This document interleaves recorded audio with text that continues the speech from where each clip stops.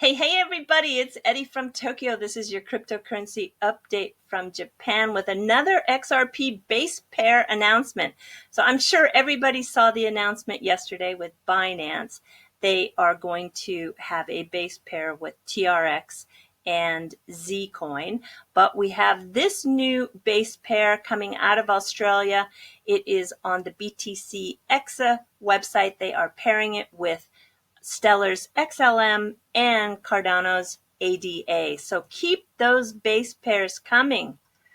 And CZ, I think you did a great job in choosing TRX because look at today's news. Tron reaches 1 million user addresses in just 6 months since its launch on the mainnet.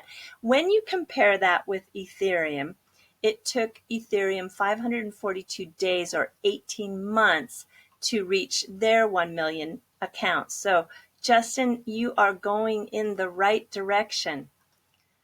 And if you didn't know about Zcoin, because I just didn't know that much about it, I'd give you a quick summary. So I hope it becomes a great pair and a good choice. It is a cryptocurrency that intends to add more anonymity and privacy in transactions while retaining all the other advantages of cryptocurrencies like Bitcoin. And in the Zcoin network, users' coins cannot be used to trace their transaction history, which is not possible with most cryptocurrencies. So the fact that it primarily focuses on privacy and anonymity, it was developed back in 2013 by Matthew D. Green. He is a professor at Johns Hopkins University, and he did that along with his graduate students. So there you go, your quick update on what is Zcoin. And you can see here, it is ranked 107th when we look at the market cap. It has a market cap of 33 million. It's trading today up 2.7% at $5.75. It's had a high of a little over $8. So let's hope it really does well and it becomes a strong project, because then will only be advantageous for XRP.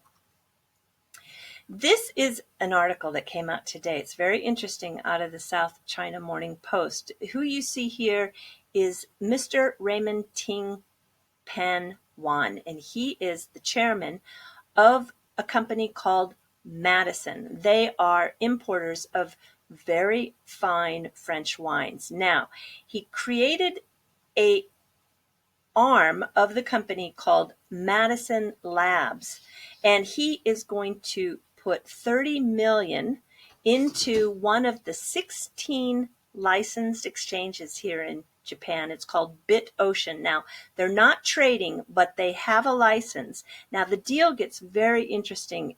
In addition, HDR Cadenza Management, who owns BitMEX, is considering a $17 million investment into Madison Labs. That will give them a 51% stake in Madison Labs. So it's just very interesting to see who is coming to Japan. Everybody wants a piece of this market. 20% of all Bitcoin trading is done in Japan, as well as a range from 15 to 22% of all XRP trading is done in Japan. So both of those are very, very popular here. And this is a diversification strategy, he says, that partnering with BitMEX will help them develop the platform. So wine is profitable, but he wants better returns for his shareholders.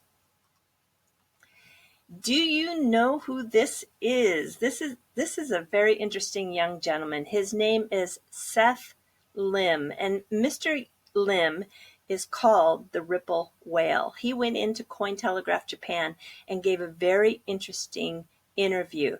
So back in 2011 is when he first got into cryptocurrency, but in 2013 he was one of the key people promoting Ripple in China with the Ripple Gateway China. That was an OTC that functioned to sell Ripple, because in those days, as he says, there really wasn't any exchanges. A lot of that trading was done OTC.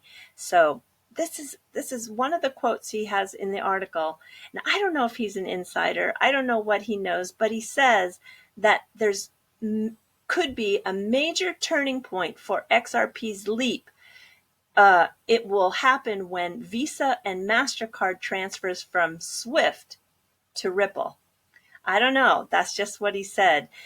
He really talks highly of the branding strategy that they have done, the Ripple, the company, and then branding XRP, the digital asset. And also, he says that he's happy that the company hasn't just gathered a bunch of developers, because developers have an artistic temperament and they're difficult to organize. Ripple, he says, functions more as a fintech company, and he's very confident when it comes to the SEC, because he says that Ripple has lots of supporters. All right, of course, Siamak Masnavi, he's my favorite writer. Yesterday he wrote an article that summarizes the highlights of 2018 with Ripple and XRP, and he breaks it down month by month by month. There are a lot of great highlights that I can remember exactly what I was doing and where I was when I heard the news on many of these. So I'll put the link to his article down in the comment section below, and I think it'll be a fun read for you. And this is something I just came across by happen chance. It's LongHash. It is co-founded by Emily Parker. Does that name ring a bell? Emily is a writer and blockchain startup entrepreneur, but she's also was on the planning staff formerly of the U.S. State Department Policy Group. And she wrote for the Wall Street Journal, and she was an editor at the New York Times. So this LongHash is an incubator. They're going to launch incubators around the world. Tokyo happens to be the first, and they are going to launch in a company building that is managed by WeWork. Do you know this company? You might have one in your city. It started in New York City in 2010. They're now in 96 cities, 280 locations, and 23 countries.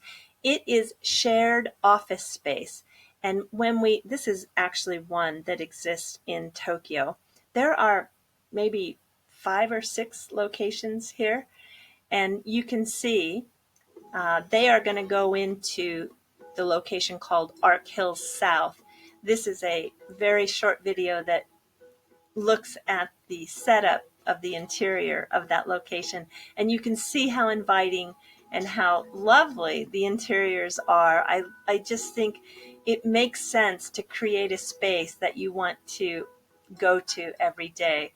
And when I jump to the fluff now, you will see that Japan offices have a long ways to go before they look like a WeWork interior. But there is something that they do in Japan that you might be surprised.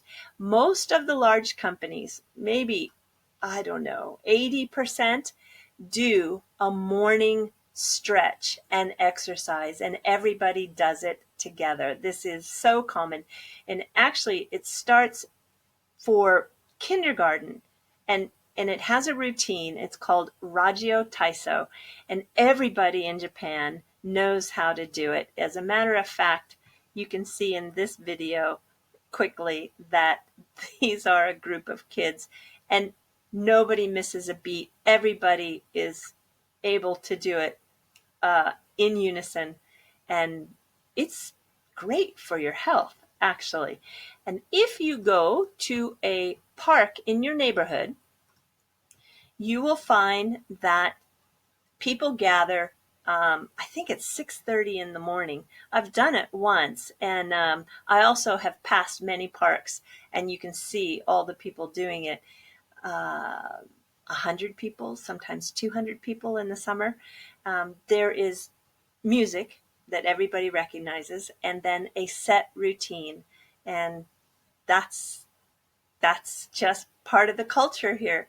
So whether you're a kindergartner or you are a salaryman at an office, you will participate in Rajyo Taiso for sure when you live here. Okay, everybody, that's all I have for you today.